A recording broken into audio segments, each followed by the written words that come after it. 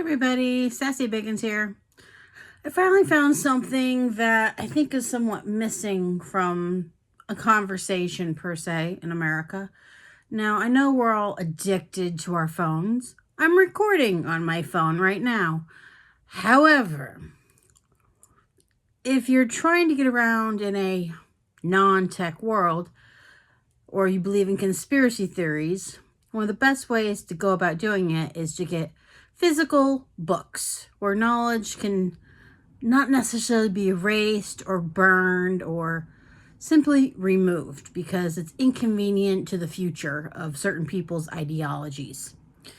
Now, there seems to be a little bit of a resurgence or a curiosity about religious affiliated things across the entire spectrum, or just knowing more about history in general, whether it's a history of a specific religion or just world history where religion weaves itself in and out of it.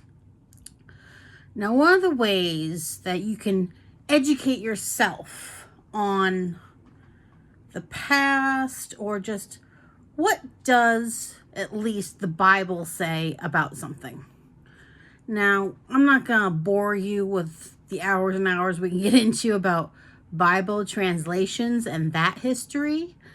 But God does have some very strong things to say about don't mess with my words, which is the Bible, and you'll be okay, versus how many different translations are we up to now? How much slang, how much rephrasing, or just slang do we now have in the Bible, claiming that one bit will communicate more easily than other bits? And if you truly want to know what it says from a quick check scholarly way, I'm sure you could look up some things real quickly on the internet, but if you want to do a true study of the content or context of words throughout the Bible, this is actually a really interesting way to study the Bible. Now, I have read many different translations of Bibles. Won't get into all the parts I do and don't agree with, or how they change or leave out important concepts. For linguistic purity and lack of slang, for this practice or this experiment, only use King James, because the King James Bible uses the same ye old English the same way every single time. They really don't have a lot of different ways to say stuff. It's almost basically slang free. You don't have to worry about any modern isms to track something down, because the language is just that pure, simple. Thee and thous are not that hard to get over. Coveting is coveting. They're just whole words, Love is love. Compassion is compassion. It keeps it down to the most basic context from the original transcript. It was just way, way easier than learning Hebrew or Aramaic. Now, one of the best ways to do this, because you can probably go to any Goodwill and get a King James Bible left over from who knows where for like $1 or so. It doesn't have to be as pretty as this one, because I've been coloring in this one, but you'll see why it serves a purpose. It becomes like a different version of study of the Bible without needing someone else to tell you what to look for or how to think about it. Educate yourself. You decide what you think about it. End of story. And what most people don't know is that the King James Bible has this other thing called a concordance. The New Strong Concordance of the Bible. This one's written by James Strong and has some initials after his name. And if you need some help finding it, it was published by Thomas Nelson Publishers. This has every single word printed in the Bible and where it appears in the Bible. And for reference, this print is some of the smallest stuff you will see, but it's very inclusive. And this particular one, it also has a dictionary for the Greek Testament. If things are in Greek, they can help you translate it a bit.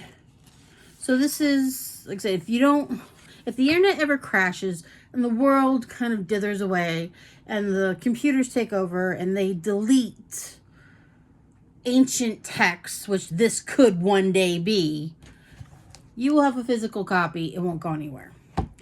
Now, one of the reasons I suggest you do this for learning the Bible or God's Word or even just the historical importance of it. One of the things, like every few years, something will pop off and just piss me off. I'll just get mad. Like people who say women are not in the Bible. Or if they are, they're like the concubines. They're the mothers. They're the people who have no names in the background. I beg to differ. I mean, granted, it was written by men and they did have reasons for keeping some books out and keeping some in.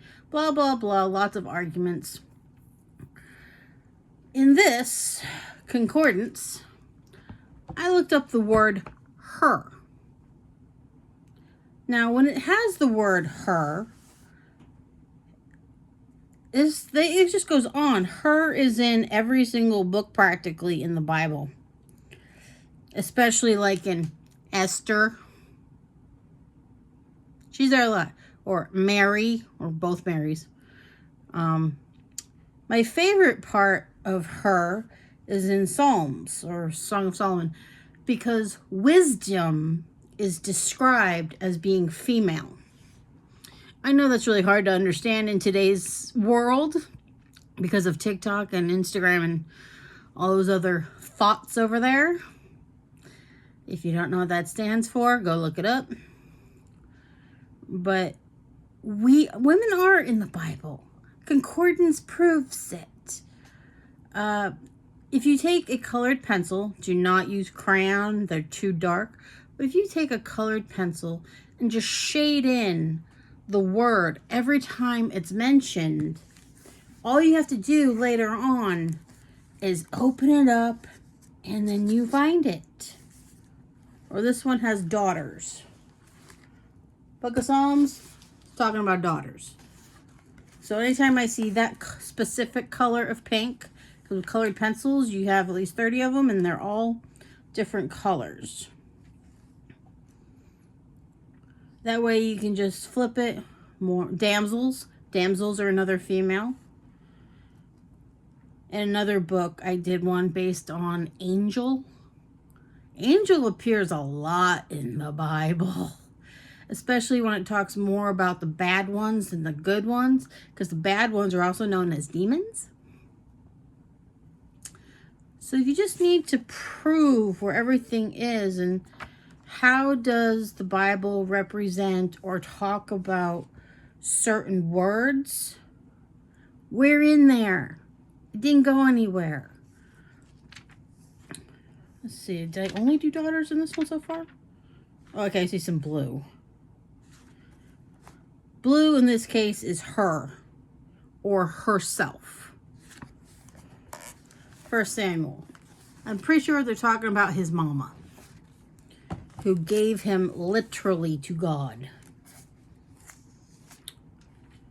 Alright, let's see what else. More daughters. Everyone has daughters in here, clearly. Daughter-in-law. Everyone's got relatives. So say women are not in the Bible, must not be reading it very well. Just saying. I mean, this is the best way to truly find what people say is not in here. It's like they can't make blanketed statements. They can't brainwash you into believing that something isn't here when it clearly is. I mean, you saw how they lived. Like I said, if you go back to Psalms, you find out how men thought of it. Women could be wise. Maybe not in the Garden of Eden, but you know. Well, my other favorite one is there was a 11-year-old boy who named Josiah who was forced to become king at a young age, and since he hadn't had his bar mitzvah yet, or he wasn't 13, he could only be taught by a woman, and so there was a college inside the temple, and only women could teach children and other women. So one of their teachers was his guide until he was older. A very young king had a woman as his top advisor one time in the Bible. No one said boo. It followed their Jewish tradition. So don't say things aren't there that are there. Just because you don't know about it doesn't mean it's not there. Pink and blue. I think I just did the two colors. I did have a different one where I know I put all the angels and compassion and all the ones I was really interested in. But this one I started just because I got tired of people lying about women in the Bible. Women are at least half the world. Maybe a little bit more because, you know, we can't determine what pops out of the womb. But, or prophetess. That's another female word that proves we're in there. Because you have prophet and you have prophetess, which is female. Just saying. But yeah, if you want to look up any of these words to prove that they are in your non-modern there's no slang. The no slang Bible, King James with your Strong's Concordance, because Strong's only, if they made more than just for King James, I'm not aware of it, but he said linguistically, it's the purest. You will drive yourself less crazy. I mean, heck, if you want to know all about men, which the word him, which is not that far off of her, runs for about a page and a half. And the second half of that other page is himself. I'm pretty sure when it says his, they're talking about God, along with the characters. So his runs for 2.5 pages. But then so does the word hundred. So if you want to know what's in here the fastest without technology, and as you do word by word by word and copying it down and reading whole sections of scripture, it creates the context of how it is meant, who it is meant for, how it works into the society, and the conditions under why and how the word was used. And it's a good study. It's the Bible teaching you about the Bible, in a way. And using a language that it's way less messy. It's consistent. You can have concepts build upon concepts because the language is not muddied. Modern language is very, especially English, we are so muddy. It's amazing. But, yep. Get your Strong's Concordance. Look up words. Or use the word people. People show up like 5 or 6 pages of the concordance in small print. How many times the Bible talks about people. Good or bad. Honest or dishonest. Hardworking or lazy. Drunk or sober. We's in there. We were very popular. Or even like the word pearl.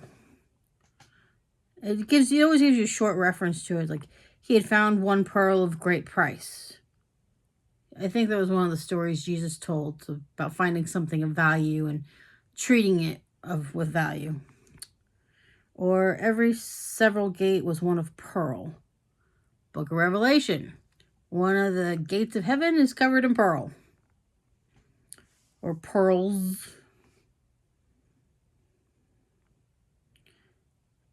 Basically just talking about wealth and precious stones.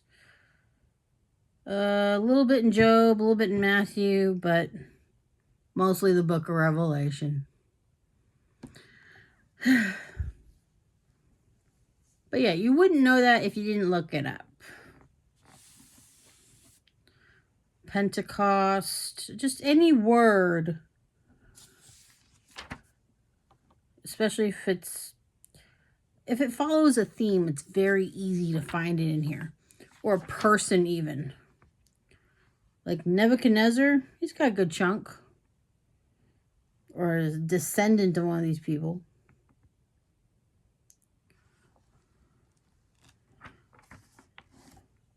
A lot of mountains, so mount is a very popular word. Mothers. 3 different types of mothers. What's this one? Single mother. It takes up like 2 pages. That's another female thing that can be copied and checked. And what does the Bible say about mothers? Singular or plural? It's for you to find out. And this way, if the internet dies, you can still find out. Like I said, use colored pencils. The best one. It's dark enough to hide it or to cover it up, but not like crayon where it like erases the ink and stuff.